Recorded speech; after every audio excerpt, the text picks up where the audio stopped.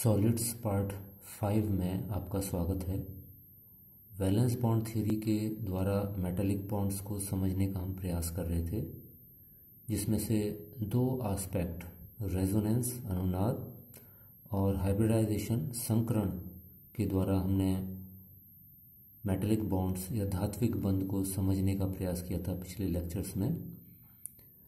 आज हम valence bond theory का लास्ट पार्ट बताने जा रहे हैं और वो है explanation of periodicity in bond strength and magnetic properties through metallic valency, यानी धात्विक संयोजकता के द्वारा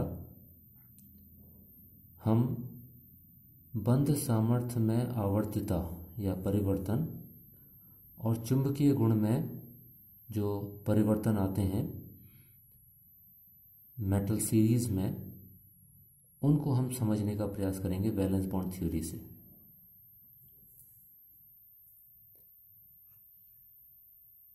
मेटालिक बॉन्ड्स या मेटल्स में ये जो गुण हैं, कठोरता, घनत्व, गलनांक और क्वथनांक, हीट ऑफ वेपोराइजेशन, वाष्पीकरण की ऊष्मा, ये सब इस बात पर निर्भर करते हैं कि मेटल्स एटम्स के बीच में कितना स्ट्रॉन्ग ससंजन बल या कोहेसिव फोर्स है या कितना स्ट्रॉन्ग मेटालिक बॉन्ड है। हमने ऑब्जर्व किया है कि जब हम पोटेशियम से लेके और जिंक तक चलते हैं कंटिन्यूअस, तो पोटेशियम या कैल्शियम से क्रोमियम तक, क्योंकि वैलेंस इलेक्ट्रॉन्स बढ़ते जा रहे हैं, संयोजी कोश में इलेक्ट्रॉन्स का नंबर बढ़ता जा रहा है, अयुग्मित इलेक्ट्रॉनों की संख्या या अनपेयर्ड इलेक्ट्रॉन्स का नंबर बढ़ता जा रहा है, तो मेटालिक बॉन्ड भी स्ट्रेंथन होता जा रहा है, मजबूत होता जा रहा है। आई रिपीट, पोटेशियम से क्रोमियम तक अनपेयर्ड इलेक्ट्रॉन्स या वैलेंसी इंक्रीज होती जाती है, अतः मेटालिक बॉन्ड सामर्थ्य भी बढ़ती जाती है।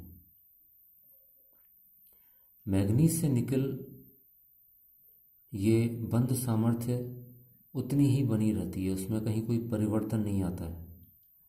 और निकल के बाद कॉपर, जिंक एंड ऑनवर्ड्स ये बंध सामर्थ्य या मेटालिक बॉन्ड स्ट्रेंथ कम होती जाती है, रिड्यूसेस आफ्टरवर्ड्स। इन एस्पेक्ट्स को या इन ऑब्जर्वेशंस को समझाने के लिए पाउलिंग ने बताया कि ट्रांजिशन मेटल्स के पास टोटल 9 वैलेंस ऑर्बिटल्स होते हैं, या इनफैक्ट यहाँ पर पोटेशियम कैल्शियम भी हम कंसीडर कर रहे हैं, तो उनमें भी 9 वैलेंस ऑर्बिटल्स होते हैं। ये होते हैं 3d, 4s और 4p। तो हमें मालूम है कि 3d में 5 ऑर्बिटल्स होते हैं, 4s में 1 ऑर्बिटल होता है, जबकि 4p में 3 ऑर्बिटल्स होते हैं। तो टोटल इस तरीके से ये 9 वैलेंस ऑर्बिटल्स होते हैं। वैलेंस ऑर्बिटल्स का मतलब है कि ये आउटर मोस्ट ऑर्बिटल्स हैं इन पर्टिकुलर मेटल एटम्स में, यानी कि पोटेशियम से लेके और मैं बात कर रहा हूँ जिंक तक की, तो इनमें वैलेंस ऑर्बिटल्स ये 9 होते हैं। पाउलिंग के अनुसार, जो कि उन्होंने वैलेंस बॉन्ड थ्योरी के द्वारा इवेल्युएट किया, उनका ये मानना था कि इन 9 वैलेंस ऑर्बिटल्स में से केवल 8.28 ऑर्बिटल्स में ही इलेक्ट्रॉन्स रह सकते हैं। बाकी बचे हुए 0.72 ऑर्बिटल्स खाली रहते हैं और ये मेटालिक कंडक्शन या चालकता के लिए रेस्पॉन्सिबल होते हैं। यानी मेटल्स में पाउलिंग के अनुसार 0.72 ऑर्बिटल्स हमेशा एम्प्टी रहते हैं आउट ऑफ 9 ऑर्बिटल्स, इसलिए 8.28 ऑर्बिटल्स में ही केवल इलेक्ट्रॉन्स आ सकते हैं। इन 8.28 ऑर्बिटल्स में से 6 बॉन्डिंग ऑर्बिटल्स होते हैं और 2.28 नॉन बॉन्डिंग ऑर्बिटल्स होते हैं। 6 बंधी कक्षक होते हैं और 2.28 आबंधी कक्षक होते हैं। इनमें से जो ये 6 बंधी या बॉन्डिंग ऑर्बिटल्स हैं, उनमें अगर इलेक्ट्रॉन्स आते हैं तो बॉन्ड, मेटालिक बॉन्ड स्ट्रेंथन होगा। जितने ज़्यादा अनपेयर्ड इलेक्ट्रॉन्स होंगे इन 6 ऑर्बिटल्स में, उतना ही बॉन्ड स्ट्रेंथन होगा। यानी कि जो बॉन्डिंग ऑर्बिटल्स हैं वो मेटालिक बॉन्ड स्ट्रेंथ के लिए रेस्पॉन्सिबल है, धात्विक बंध सामर्थ्य के लिए समर्पित हैं या रेस्पॉन्सिबल हैं।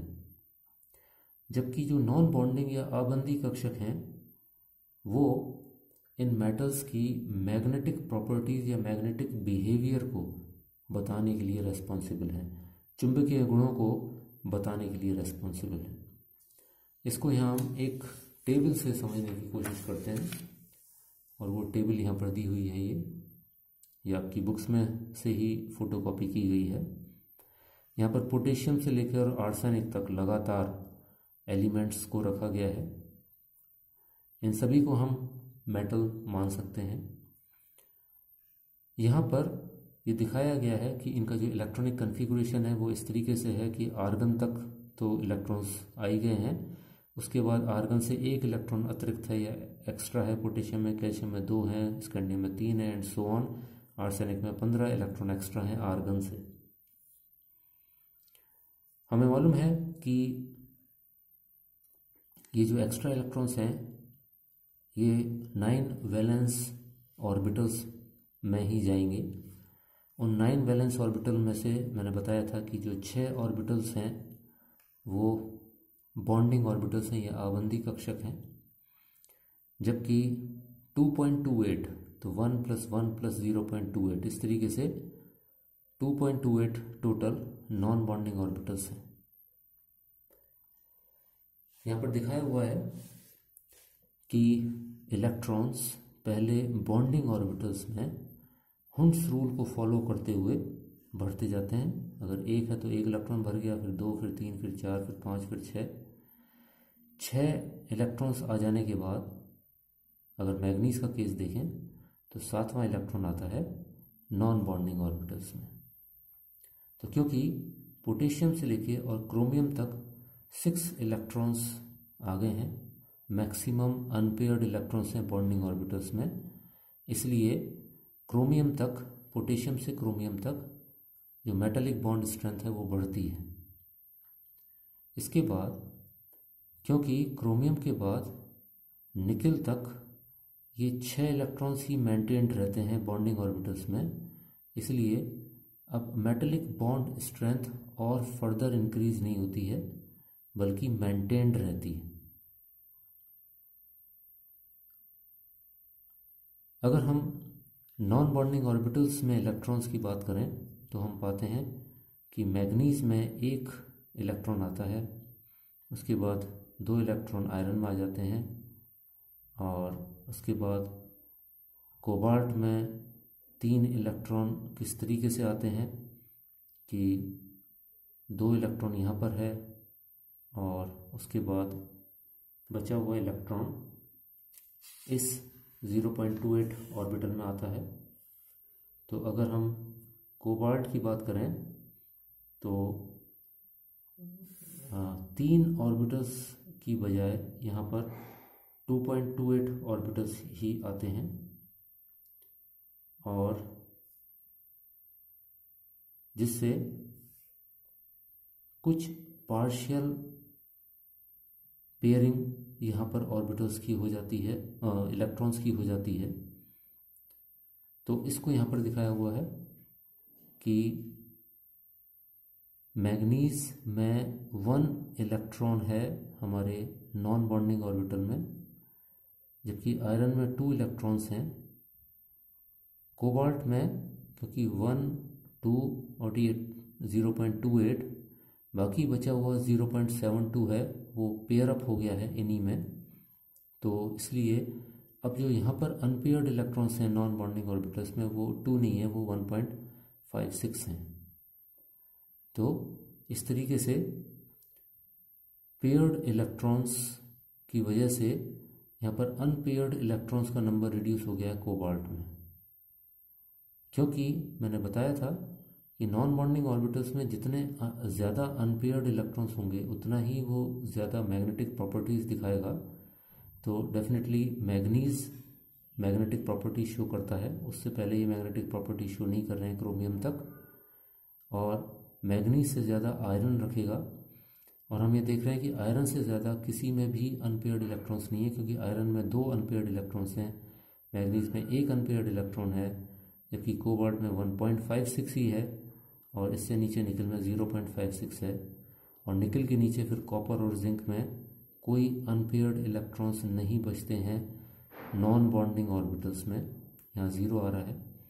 इसी वजह से जो मैग्नेटिज्म है या फेरोमैग्नेटिज्म है वो मैग्नीज से और कोबाल्ट तक हमें देखने को मिलती है, और इनका भी अगर हम कंपेयर करें तो सबसे ज़्यादा मैग्नेटिज्म आयरन शो करता है, उसके बाद कोबाल्ट शो करता है, उसके बाद क्रोमियम है, और इनमें निकल की मैग्नेटिक प्रॉपर्टीज़ सबसे कम है रिलेटिवली। इन 4 मेटल्स के अलावा हम देख रहे हैं कि ऊपर और नीचे, क्योंकि नॉन बॉन्डिंग ऑर्बिटल्स में एक भी इलेक्ट्रॉन नहीं है अनपेयर्ड, इसलिए ये मैग्नेटिक प्रॉपर्टीज़ कोई से भी शो नहीं कर रहे हैं। निकल के बाद अगर हम कॉपर को देखें या जिंक, गैलियम, जर्मेनियम, आर्सेनिक, तो इनमें हम देख रहे हैं कि न केवल यहाँ इलेक्ट्रॉन्स पूरी तरीके से पेयर अप हो गए हैं नॉन बॉन्डिंग में, बल्कि अब वो बचे हुए इलेक्ट्रॉन्स बॉन्डिंग ऑर्बिटल्स में भी आ रहे हैं। तो क्योंकि यहाँ पर ये 0.28 था, इसलिए इस फ्रैक्शन की वजह से यहाँ पर कॉपर में जो बॉन्डिंग ऑर्बिटल्स में ये जो पेयरिंग हुई है, ये भी पार्शियल पेयरिंग हुई है, और यहाँ पर अब 5 अनपेयर्ड इलेक्ट्रॉन से थोड़े ज़्यादा, टोटल 6 नहीं होंगे, 5 अनपेयर्ड इलेक्ट्रॉन से थोड़े से ज़्यादा नहीं, 5.56 अनपेयर्ड इलेक्ट्रॉन्स हैं, क्योंकि 5 तो पूरे पूरे अनपेयर्ड हैं, और बाकी ये जो बचा हुआ छठा इलेक्ट्रॉन है इसकी पार्शियल पेयरिंग होती है। पार्शियल पेयरिंग इसलिए होती है क्योंकि यहाँ पर जो बचा हुआ इलेक्ट्रॉन होता है 0.28 ऑर्बिटल का, वो यहाँ पर पेयरिंग करता है, इसलिए 5.56 कंट्रीब्यूशन है। तो हमने देखा कि क्रोमियम से और निकल तक, क्योंकि 6 अनपेयर्ड इलेक्ट्रॉन्स हैं बॉन्डिंग ऑर्बिटल्स में, इसलिए इन सब की बंध सामर्थ्य या मेटालिक बॉन्ड स्ट्रेंथ सेम होती है। लेकिन जैसे ही हम कॉपर पर आते हैं तो बॉन्ड स्ट्रेंथ रिड्यूस हो जाती है, जिंक पर फर्दर रिड्यूस हो जाती है, गैलियम, जर्मेनियम, आर्सेनिक पर ये रिड्यूस होती चली जाती है। तो यहाँ पर जितने ज़्यादा अनपेयर्ड इलेक्ट्रॉन्स हैं बॉन्डिंग ऑर्बिटल्स में, वो मेटालिक बॉन्ड स्ट्रेंथ यानी धात्विक बंध सामर्थ्य को दर्शाते हैं, जबकि नॉन बॉन्डिंग ऑर्बिटल्स में जो अनपेयर्ड इलेक्ट्रॉन्स हैं जिनका नंबर यहाँ बताया हुआ है कैलकुलेशंस के बाद, वो केवल मैग्नीज, आयरन, कोबाल्ट और निकल में है। वो एक्सटेंट ऑफ मैग्नेटिज्म को बताते हैं या चुंबकत्व की मात्रा को बताते हैं। इस तरह से डिफरेंट मेटल एटम्स के लिए मैग्नेटिक प्रॉपर्टीज़ और मेटालिक बॉन्ड स्ट्रेंथ को पाउलिंग वैलेंस बॉन्ड थ्योरी से समझाया जा सकता है। हालांकि वैलेंस बॉन्ड थ्योरी काफ़ी सक्सेसफुल थ्योरी थी, लेकिन उसके बाद भी इस थ्योरी में कुछ कमियां हमें देखने को मिलती हैं, और वो कमियां ये हैं कि धात्विक चमक, ग्लेयर, और बैंड स्पेक्ट्रम, इनको वैलेंस बॉन्ड थ्योरी से नहीं समझाया जा सकता, क्योंकि इनको समझाने के लिए डिफरेंट एनर्जी के ऑर्बिटल्स को हमें दिखाना पड़ेगा, दर्शाना पड़ेगा, जो वैलेंस बॉन्ड थ्योरी कंसीडर नहीं करती है। क्योंकि बैंड स्पेक्ट्रम में भी इस तरीके के लोअर एनर्जी लेवल्स और हायर एनर्जी लेवल्स काफ़ी सारे होंगे, और क्योंकि इन एनर्जी लेवल्स में ट्रांजिशंस हो सकते हैं इलेक्ट्रॉन के, तो इसलिए ये बैंड शो करते हैं। तो इस बैंड स्पेक्ट्रम को, जिसे हम मॉलिक्यूलर ऑर्बिटल थ्योरी से समझाने का प्रयास करेंगे, उसे हम वैलेंस बॉन्ड थ्योरी से नहीं समझा सकते हैं। ठीक इसी तरीके से ग्लेयर के लिए भी, चमक के लिए भी ज़रूरी है कि इलेक्ट्रॉन्स लोअर एनर्जी लेवल से लाइट एब्जॉर्ब करके हायर एनर्जी लेवल्स में जाएं और वो चमक पैदा करें जब वो वापस लौटें अपनी ग्राउंड स्टेट एनर्जी लेवल्स में। तो इन प्रॉपर्टीज़ को हम वैलेंस बॉन्ड थ्योरी से अच्छे से नहीं समझा सकते हैं। इसके अलावा विभिन्न धातुओं में बदलती हुई चालकता यानी किसी धातु की चालकता अधिक है, किसी की कम है, इसको भी हम वैलेंस बॉन्ड थ्योरी से नहीं समझा पाए। इसके अलावा सेमीकंडक्टर्स की जो प्रॉपर्टीज़ हैं उनको भी हम वैलेंस बॉन्ड थ्योरी से नहीं समझा पाए। क्योंकि वैलेंस बॉन्ड थ्योरी की लिमिटेशंस हैं, उसकी सीमितताएं हैं, अतः नेक्स्ट मेटालिक बॉन्ड्स को समझाने के लिए जो थ्योरी हम काम में लेंगे वो है molecular orbital theory. Metallic bonds के केस में उसको हम बैंड थ्योरी कहते हैं, उसको हम नेक्स्ट लेक्चर में देखेंगे। Thank you.